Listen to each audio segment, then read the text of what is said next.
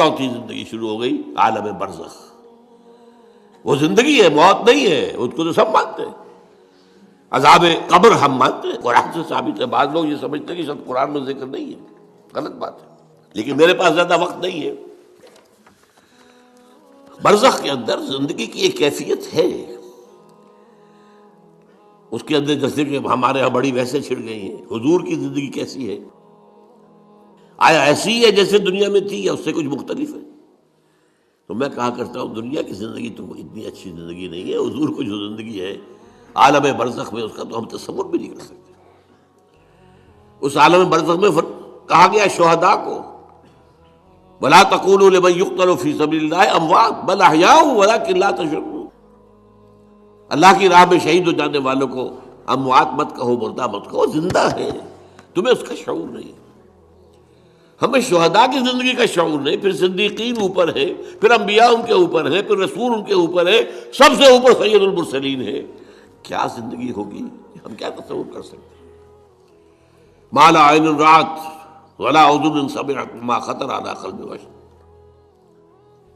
بہرحال پھر یہ چوتھی زندگی آ گئی، پھر آئے گا، پھر سور پھونکا جائے گا، اور پھر فَإِذَا هُمْ قِيَامٌ يَنظُرُونَ، تو سب زندہ ہو کر دوبارہ کھڑے ہو جائیں گے۔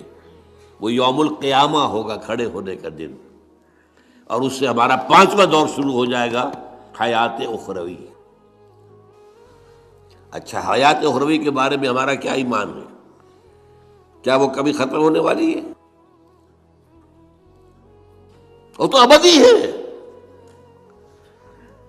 فَإِنَّهَا لَجَنَّةٌ أَبَدًا أَوْ لَنَارٌ أَبَدًا، یہ پوری زندگی تو زندگی کتنی بڑی ہو گئی۔ تو اسے پیمانہ امروز و فردا سے نہ ناپ، جامنا پہم دواں ہر دم جواں ہے زندگی۔ البتہ ایک کام کیا کیا ہے اللہ نے، یہ جو دو موتوں کے درمیان زندگی آئی ہے، پہلی موت جو کہ ہم عالم ارواح سے، اس کے بعد سلا دیے گئے، موت آ گئی نا، پھر اللہ نے زندہ کیا۔ پھر جو ہمیں موت آنے والی ہے میری اور آپ کی، ان دو موتوں کے درمیان ایک زندگی کا حصہ کٹ گیا اس میں سے۔ یہ لمبا پروسیس، وہاں سے وہاں تک، مبدأ و معاد، انا للہ و انا الیہ راجعون، اس میں یہ چھوٹا سا ہماری زندگی میں سے حصہ کاٹ کر اسے ایک امتحانی وقفہ بنایا گیا۔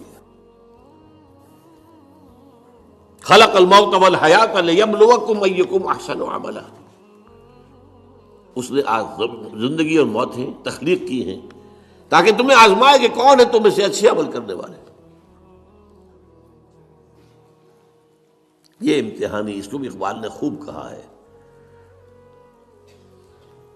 ملزم ہستی سے تو ابراہ مانند حباب، اس زیاں خانے میں تیرا امتحان ہے زندگی۔ اب امتحان 3 گھنٹے کا بھی ہوتا ہے تو وہ 30 سال کا بھی ہو سکتا ہے، یہ تو ایک کوانٹیٹیو ایلیمنٹ ہوا، امتحان ہے، ٹیسٹنگ از ٹیسٹنگ۔ یہ حیات دنیاوی امتحان ہے، ملزم ہستی سے تو ابراہ مانند حباب، اس زیاں خانے میں تیرا امتحان ہے زندگی۔ اس کے بعد جب ہمیں دوبارہ اٹھا دیا جائے گا، حساب کتاب ہوگا، اعمال کا جزا و سزا کے فیصلے ہوں گے، اور پھر یہ جنت اور یہ دوزخ، وَإِنَّهَا لَجَنَّةٌ أَبَدًا أَوْ لَنَارٌ أَبَدًا۔ یہ حیات ایک ایمان باللہ اور ایمان بالآخرہ، ایمان بالآخرہ کے ضمن میں پورے حیات انسانی کا ایک تصور جو ہے سامنے لانا ضروری ہے۔ اب آئیے،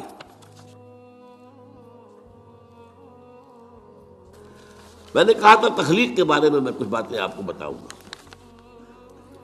یہ جدید سائنس کے حوالے سے بھی بہت اہم چیزیں ہیں، اور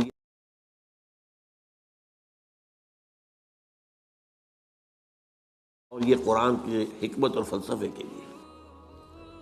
بدقسمتی ہماری یہ ہے کہ ہمارے